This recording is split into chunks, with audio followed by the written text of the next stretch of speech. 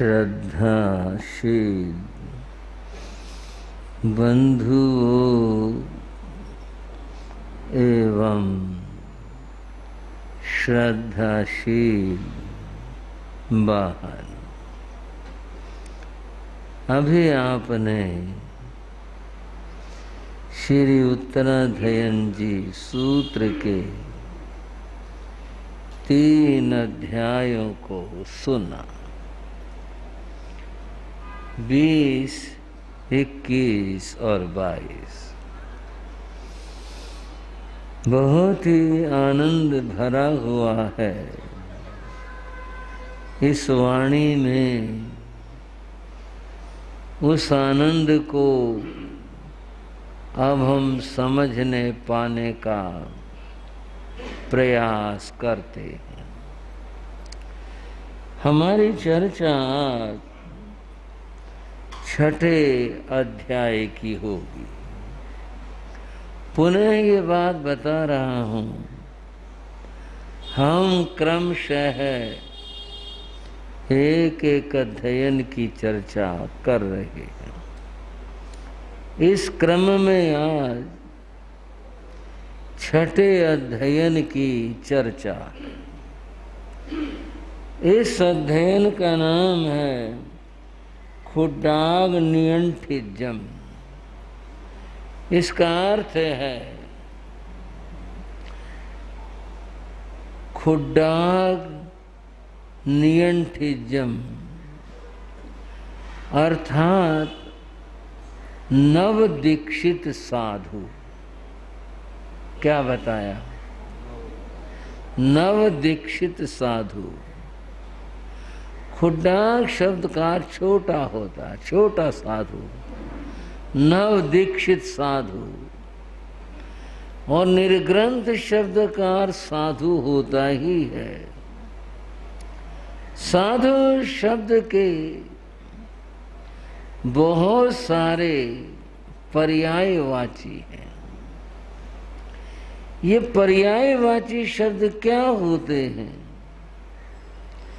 जब किसी एक वस्तु को हम कहने और बताने लगे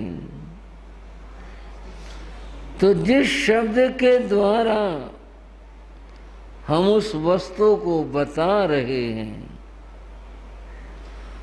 उस वस्तु के गुण न कहे जा सकें तो फिर दूसरे शब्दों का प्रयोग किया जाता है, जिससे उस वस्तु के हम शेष रहे अन्य गुणों को कह सके। मैं समझता हूँ चर्चा कुछ और तरह की है, व्याकरण संबंधी है। थोड़ा सा समझाऊंगा फिर भी। जैसे साधु शब्द है, जरा समझना बात को। साधु शब्द का अर्थ होता है साधना करने वाला। साधना करने वाला, भाई ये अर्थ है इसका। इसका पर्यायवाची शब्द है मुनि। आपको एक ही बात है, एक ही तो बात, एक ही चीज के 2 नाम है ये। मुनि का अर्थ है ज्ञानी। अब ये ज्ञान गुण भी साधु का है, साधना करना भी साधु का गुण है। इस तरह साधु के बहुत सारे नाम उसके गुणों के ऊपर आधारित है। यहां निर्ग्रंथ शब्द आया। निर्ग्रंथ का अर्थ है ग्रंथि, गांठ से रहित। निर्ग्रंथ, निर मैंने नहीं, ग्रंथ गांठ को कहते हैं। बंधुओं, आज जमाना थोड़ा और तरह से है। पहले तो कुछ होता तो पल्ले बांधा करते। हाँ जी भाई, श्राव को, और कह रहे गांठ लगा ले इसको। पैसा टका जो भी कुछ लिया पल्ले बांधा गांठ लगा ली चल रही, ये होता था। जो सभी तरह की ग्रंथियों से रहित है। हमने पैसा रखना नहीं, गांठ किस बात के लगाने, कुछ नहीं। ग्रंथि गांठ से रहित है। रुपया, पैसा, टका, इस प्रकार की जो चीजें हैं, परिग्रह है, उस सब से जो रहित है वह निर्ग्रंथ है। इसका एक और अर्थ भी है। सबसे बड़ी जो गांठ होती है वह मन में होती है और राग और द्वेष की होती है। ये सबसे बड़ी गांठ है। कहते भी हैं भाई मेरे मन में तो गांठ है, मैं ये बात नहीं कर सकता, मेरे मन में तो ऐसा है। राग और द्वेष की जो ग्रंथि गांठ है वह सबसे कठिन, सबसे मुश्किल, सबसे जटिल है। वो व्यक्ति के भीतर में हुआ करती है। कबीर ने एक बात कही, राग द्वेष की जेवड़ी बट बांधो संसार। राग और द्वेष की एक रस्सी है। ये जो रस्सी है इसने सारे संसार को बांध रखा है। राग द्वेष की जेवड़ी बट बांधो संसार। दास कबीरा क्यों बंधे, जाको नाम आधार। कबीर कहते हैं मैं क्यों बंधू, मैंने तो परमात्मा के नाम का सहारा लिया, आधार लिया, मैं क्यों बंधू। यहां हम कहना चाहेंगे जो त्यागी होता है वह इस राग और द्वेष की ग्रंथि को खोल देता है, वह इस बंधन में नहीं पड़ता है। अब निर्ग्रंथ के दो भाव निकले, एक तो बाह्य ग्रंथि और एक आंतरिक ग्रंथि। इन दोनों ही ग्रंथियों से बाहर से भी अंतर से भी जो रहित है उसको निर्ग्रंथ कहते। ये अध्याय नव दीक्षित छोटे निर्ग्रंथ, छोटे साधु जो अभी इस जगत में आए हैं उनको शिक्षा देने के लिए, उनको समझाने बताने के लिए ये कहा गया। इसमें उनको शिक्षा दी गई। पर एक बात समझ लें, ये कहकर हमें नहीं चलना है अच्छा ये तो छोटे साधुओं का मामला, हमारा क्या है। हम सारे छोटे हैं। जब तक कि हमारा मन परिपक्व नहीं हो जाए सारे छोटे हैं। जब जिस दिन हमारा मन परिपक्व हो जाएगा हम भी उच्चता को प्राप्त कर लेंगे। यहां क्या अद्भुत बात बताइए, बात और शिक्षा की शुरू करते हैं। जावंत विद्या पुरुषा सव्वे ते दुख संभवा।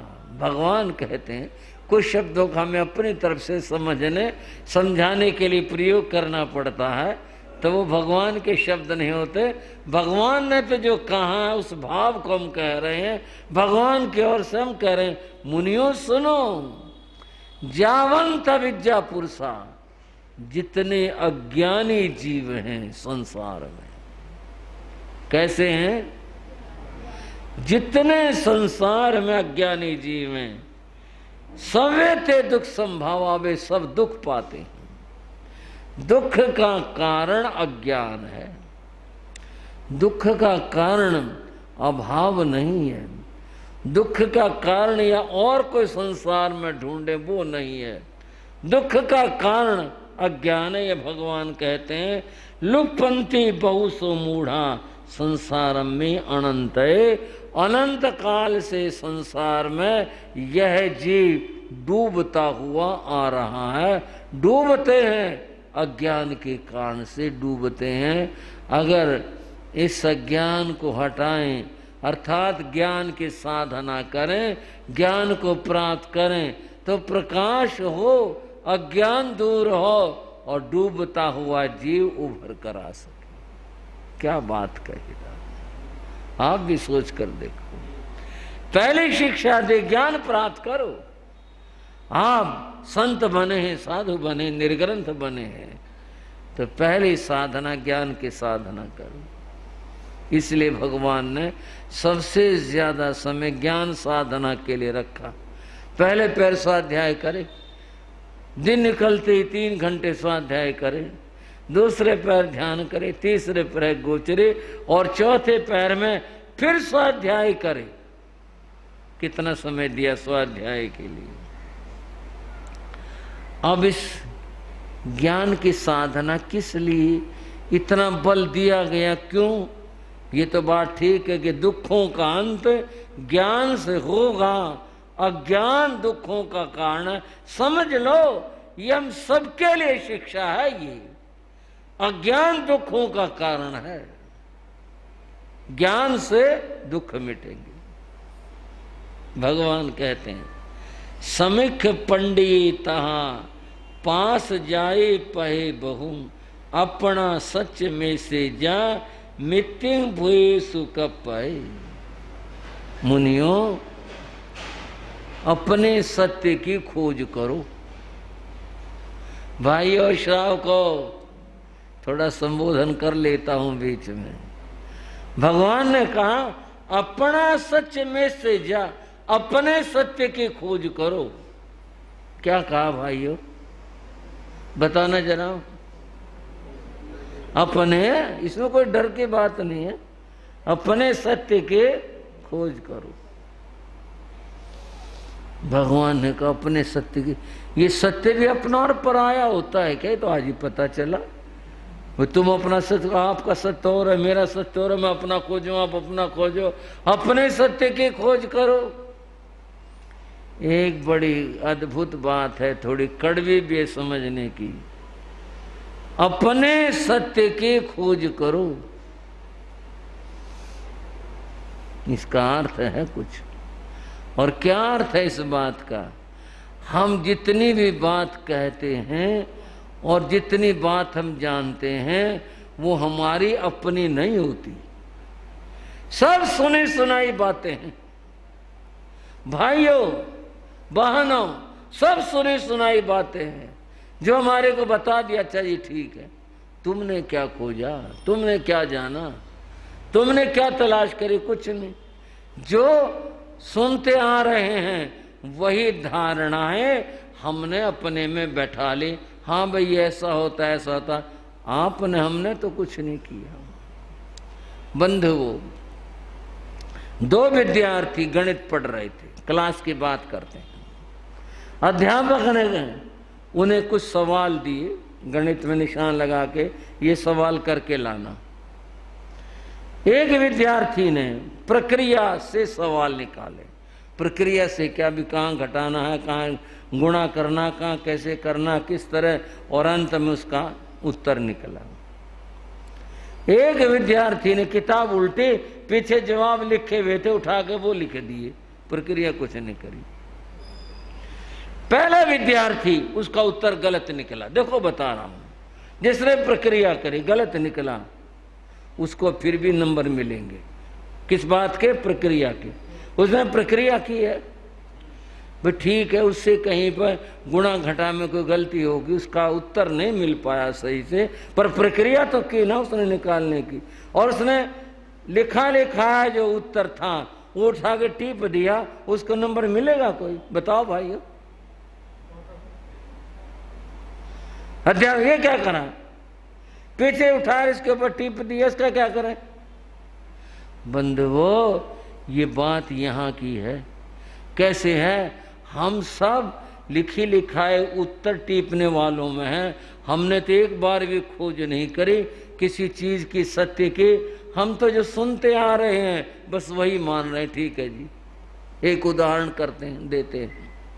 आत्मा अजर अमर अविनाशी, आत्मा मरती नहीं, कटती नहीं, कुछ नहीं होती। ये सिर्फ हमारी सुनी सुनाई बात है। आप कहोगे आज आप कौन सी बात कह रहे हो? महावीर स्वामी वाली कह रहे हो और कोई सी कह रहे हो? महावीर स्वामी वाली। उससे बाहर तो हम क्या जा सकते? बात समझो, हम ये बात सुनी सुनाई कह रहे हैं कि आत्मा अजर अमर है। हमने तो नहीं कोई तलाश करी। उदाहरण के लिए, एक आदमी छुरा लेकर खड़ा हो जाए और कहे झूठ बोलो, गलत काम करो और नहीं तो मारूंगा। उस समय आता भाई आत्मा तो कटेगी नहीं, मरेगी नहीं, मैं क्यों अपना धर्म छोड़ूं? आता हाँ भाई जो तू कहेगा मैं तो वही कर लूंगा। क्योंकि ये हम कह रहे थे, हमने अपने से नहीं खोजा। और जिसने खोज लिया आत्मा जरा अमर है, वो छुरे से, बंदूक से, पिस्तौल से फिर नहीं डरा करता, क्योंकि उसके खोज है, आत्मा मरेगी नहीं। हम तो केवल सुने सुनाई बात कह रहे हैं। भगवान ने कहा अपना सत्य में से जा, तुम सत्य की खोज करो, अपने सत्य की खोज करो, उसके लिए ध्यान करो, समाधि लगाओ, चिंतन करो, स्वाध्याय करो, सत्य को खोजो। तुम खोजो, सुने सुनाई बात को मत कहो, लिखे लिखाए उत्तर मत टिपो, अपनी खोज करनी चाहिए। क्या अद्भुत बात कही। ये हम सब के लिए, हम सारे बाल हैं, हम कोई ज्ञानी नहीं है, हम सारे के सारे बच्चे हैं, अभी हमें कुछ नहीं आता। बंधुओं भगवान ने जो कहा कितना अद्भुत कहा। माया पिया णूसा भाया भज्जा पुत्ताय और सा नालम तेमम ताणाए लुप्पन तस्य स कमुणा। कर्म के ऊपर विश्वास करो। ये जो कर्म है, जो करते हैं, कर्म बांधते हैं, इसके भोगने के समय में कोई तुम्हारा सहायक नहीं हो सकता। शब्द दे दिए माता पिता, ये नहीं कि माता पिता का यहाँ को अनादर है। सत्य का दर्शन है यहाँ। क्या दर्शन है? माता पिता, भाई बहन, कोई भी पुत्र, कोई भी नाती, कर्म के मामले में किसी का साथी नहीं हो सकता। हाँ भाइयों, कर्म का कोई नहीं हो सकता। कर्म तो स्वयं भोगना पड़ेगा। आगे आएगा नाथी मुनि का, वैसे कह लेता हूँ, मान लो किसी कर्मोदय से किसी को रोग हो जाए, दवा देना एक और बात है, लेकिन कोई दुख बंटवा सकता है, कोई दर्द बंटवा सकता है? कोई नहीं बंटवा सकता। इसका अर्थ यहाँ क्या बताया कि कर्म का फल तुम्हें भोगना पड़ेगा। इसलिए कर्म करते समय विचार करना चाहिए, सोचना चाहिए इसका फल क्या होगा और इसका क्या परिणाम निकलेगा। सोच कर करो, ऐसे मत चलो।